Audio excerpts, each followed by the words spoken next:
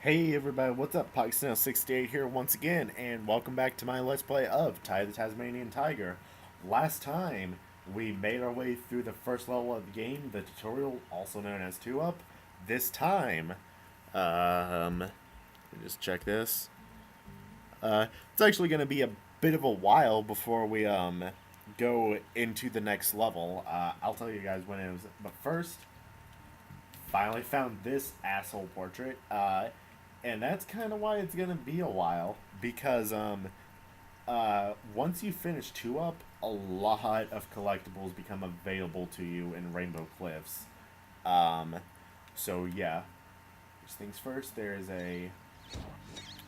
It's somewhere here.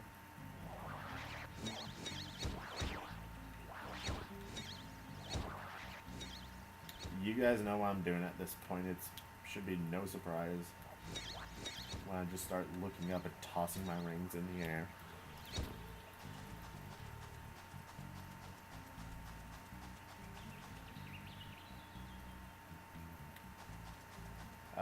Might as well grab this. You little ripper, Ty! You found a fair dinkum rainbow scale! When you find enough, take them to the Bunyip Elder at Rainbow Cliffs.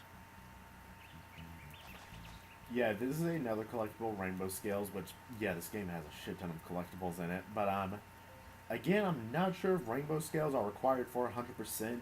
I believe they are, because I'm not sure you can unlock what you can for 100% unless you get all the Rainbow Scales, so, yeah.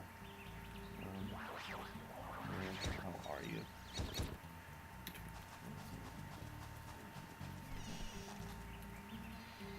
Yes, and I did just read my notes out loud as a reminder of where the hell this thing is. I don't even believe it's that high up.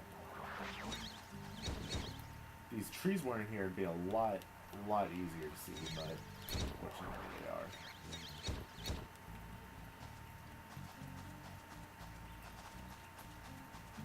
Whatever. I'll come back here with unless I can't write up on that. Unless I can find it within like the next minute or so, I'll come back here with the techno rings that you can see. There it is. Okay, never mind. Okay, there's that out of the way. Next is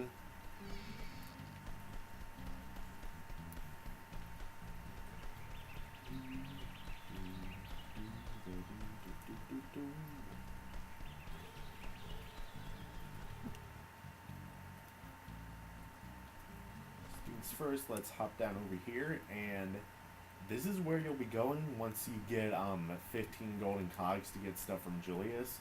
But okay, can't go around back there to get it. But yeah, this is his little shack that he builds everything at. This is his ring machine, which he'll make the rings with, and it's actually really. He always has something interesting to say when you're collecting the next set of Thunder Eggs to progress. So We need at least this many fire thunder eggs to power the talisman machine. Why is this so? The power of the Flammaranius eggs convert extraneous matter into a Walsh matrix for the production of plasma. With options on a dual overhead multi-valve, 4-speed automatic transaxle, this gives us illusory results. Keep looking, Ty. So he always says some scientific mumbo jumbo that no one understands, but he only said the fire thunder eggs, and as you can see here, there's 3 separate colors for thunder eggs. So yeah, just keep that in mind. Jump. There we go. There's another rainbow scale, and there's also one right down here. 2 rainbow scales at once.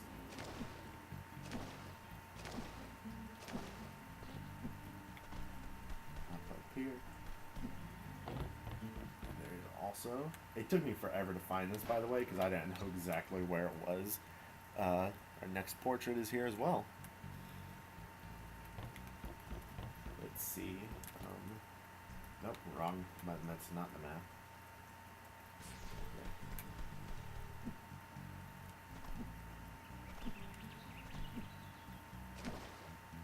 Yeah, I know it's boring seeing me walking around collecting everything, but I mean, I did say everything was going to be a 100% playthrough, so we can't get that rainbow scale yet, by the way.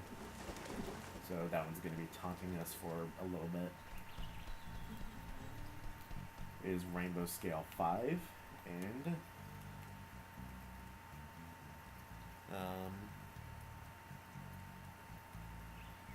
there it is. This is our next portrait. Portrait 12, I believe. Yep, portrait 12. Always forget how to fix out that.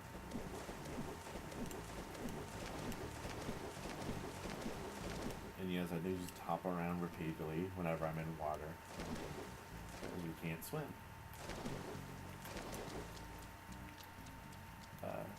Here's the... Aw, come on, really? There's rainbow scale number 6.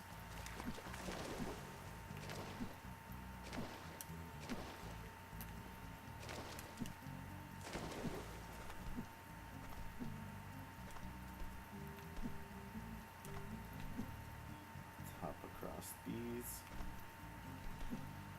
What? Oh. I'm just retarded.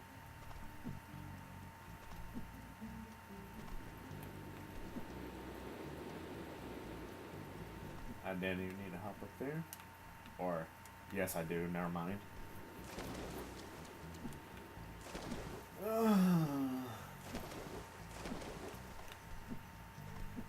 Interesting gameplay, guys.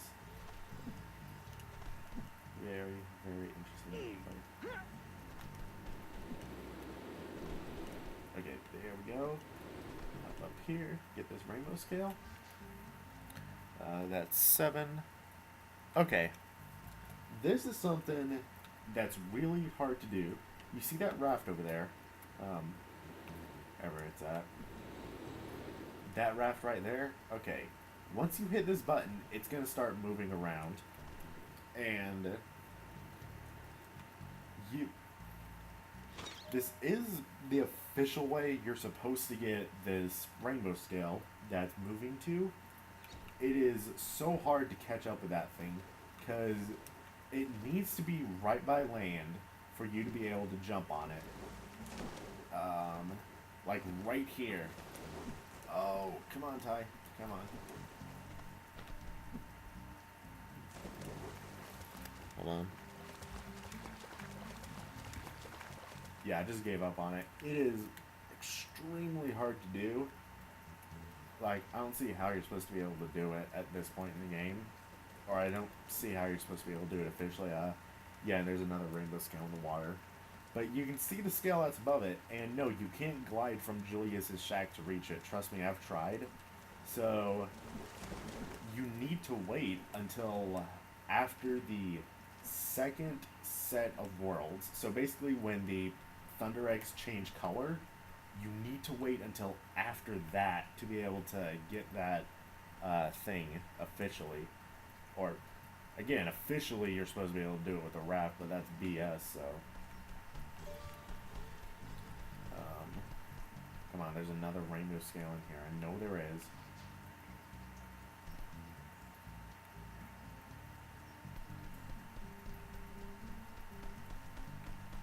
Come on, where are you? There you are. And also back here, I should have gotten it before I grabbed the second rainbow scale, but whatever. Another portrait. Okay, this one might be a tad bit hard to get. Or these next two, actually.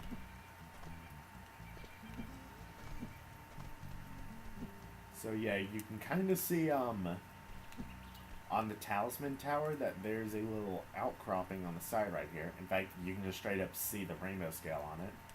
So, you glide down and get that, but can you do it like this?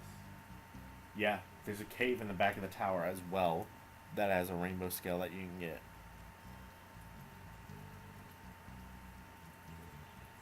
Oh, okay. I know the next one to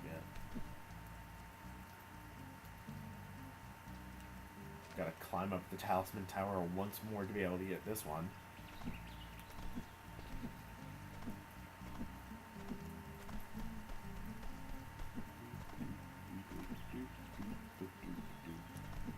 So yeah, not all these videos are gonna be the 40 minutes that episode 1 was, just because 2-Up is such a long tutorial world, I wanted to just keep that in one video.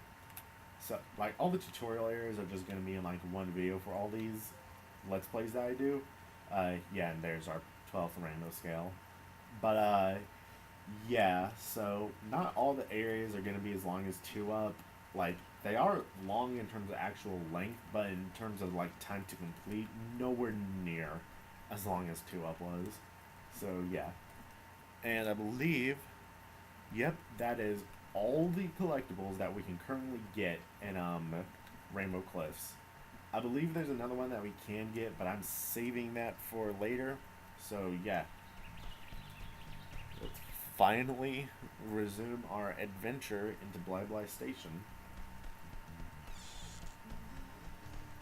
I believe it's this one.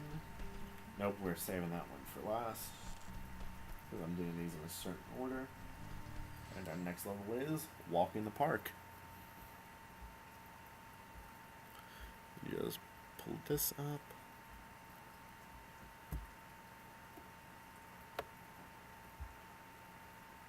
Oh, smell that fresh rainforest air. See the cute wallabies. Surf the slippery water slide. Let me do something real. Out for those reaches.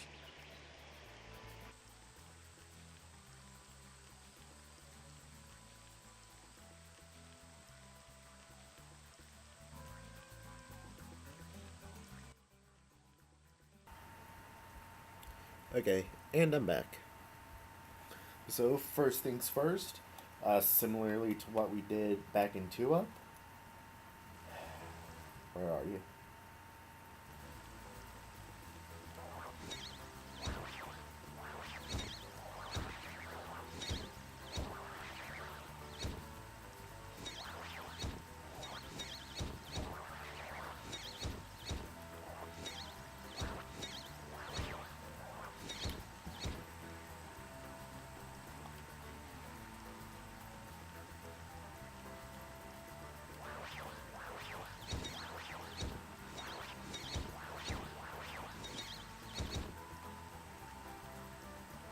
God, the placement of the... There we go. There it is. You guys are probably screaming at your screens right there for me to get that. And very obvious golden cog at the beginning. Don't expect all the golden cogs to be this easy to get.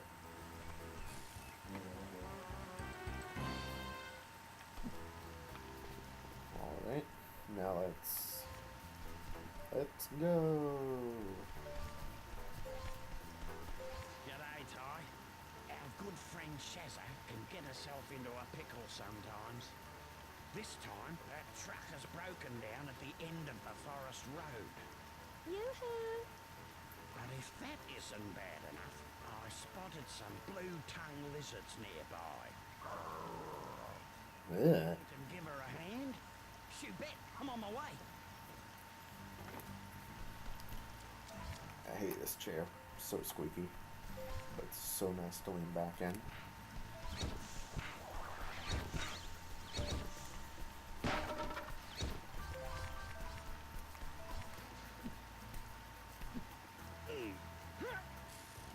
Get our second golden cog, or our 12th actually, but the game numbers them based off the level you're in, not by, you know, just overall.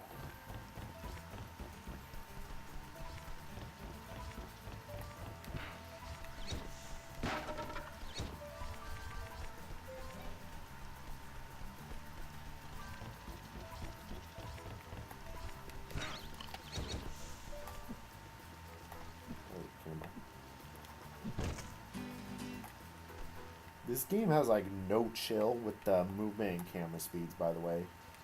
Here's some free advice. Certain enemies deflect your rangs with their thick skins, but are hopeless against those pearly whites of yours. So sometimes you have to bite the bad guy.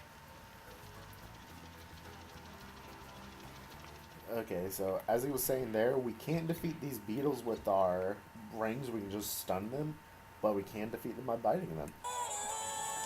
Jesus Christ. I am terribly sorry for that. That was my alarm that I had set. Why are you texting me, you douchebag?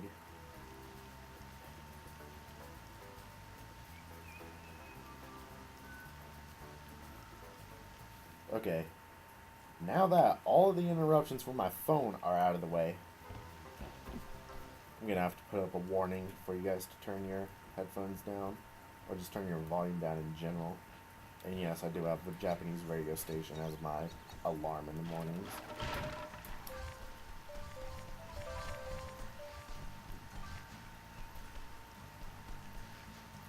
Okay. Anywho, let's move on with this.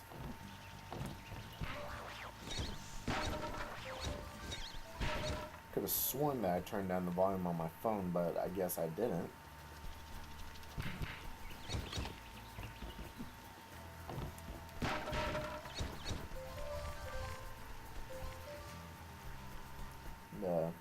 He's our next golden cog.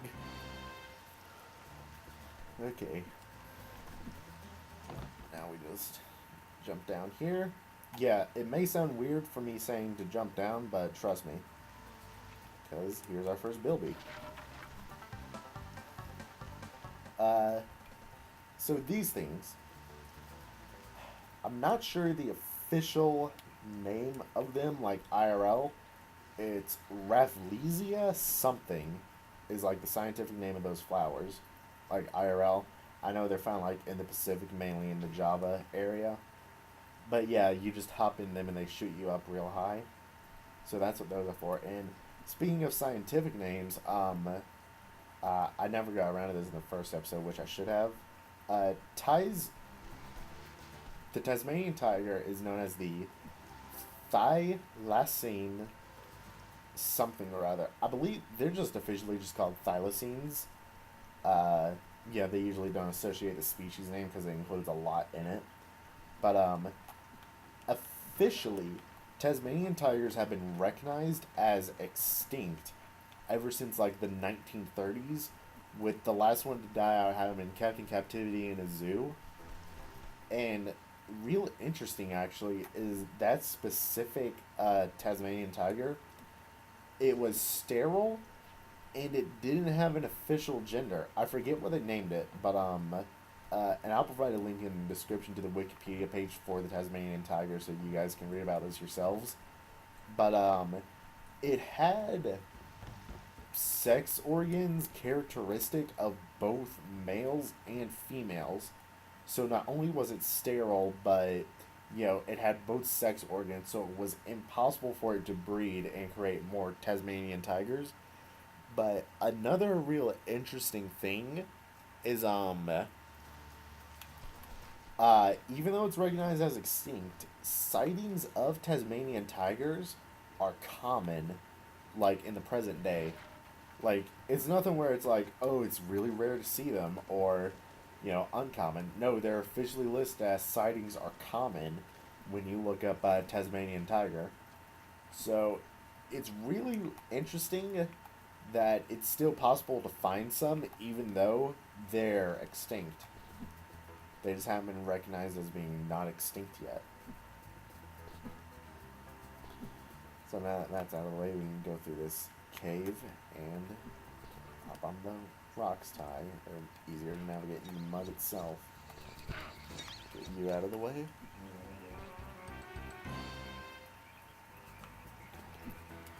Okay, we have a bit for our next collectible. That's good.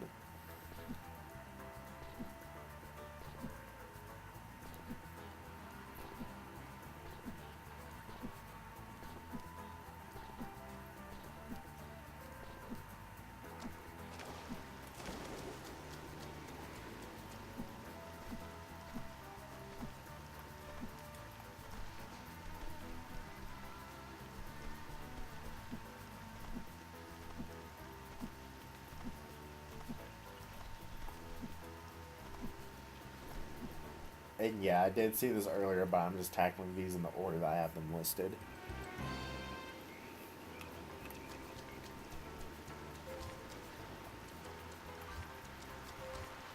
Listen, Ty, before you tackle this water slide, there are a few things you need to know.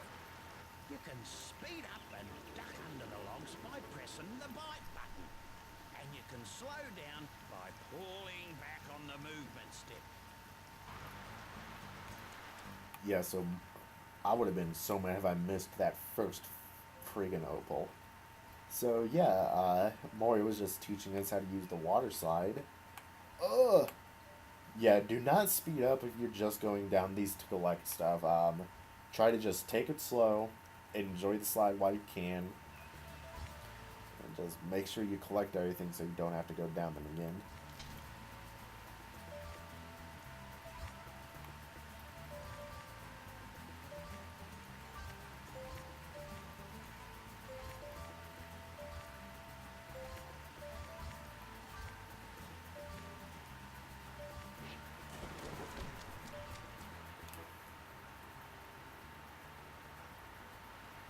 What?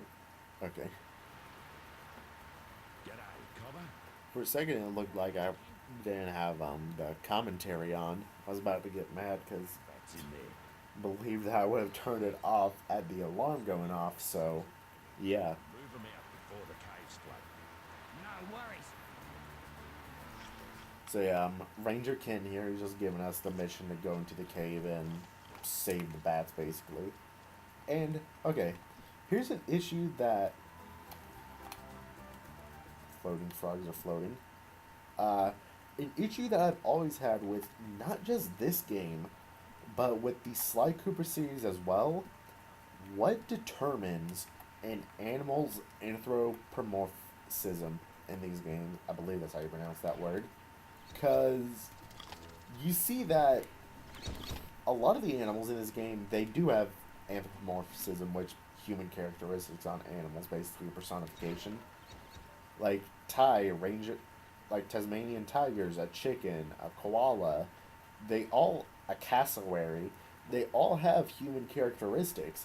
But like these bats and these frogs and these beetles, well, the beetles are giant, so I'm not going to count them that much. But like, why aren't these things humanoid? Why do they just retain the same way that they would be in real life, which is just animal?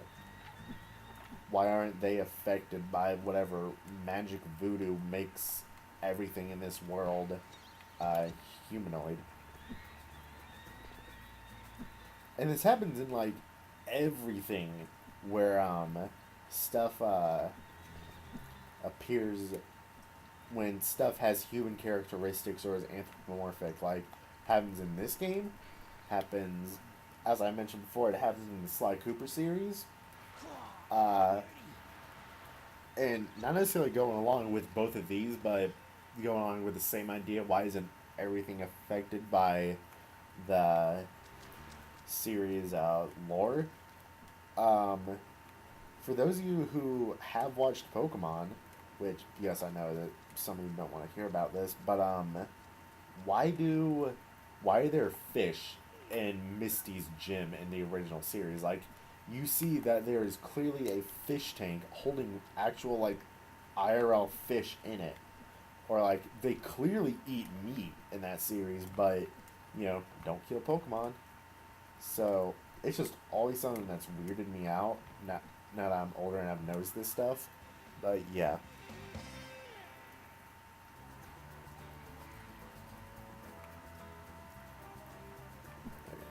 I was just reading my notes real quick. Need to find a better way of doing this. I believe it's above this. Put this one in.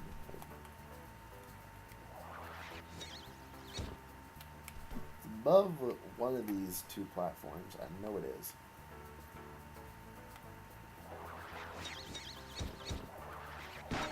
There it is.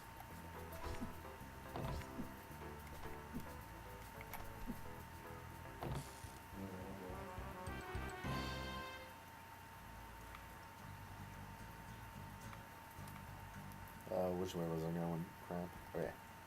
The way with the opals in it, of course.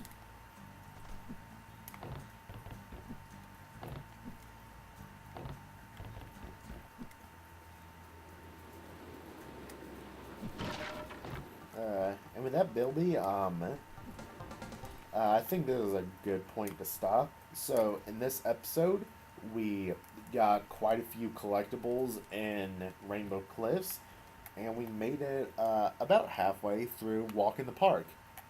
Next time, we will be finishing up Walk in the Park and possibly going into the next level. See you guys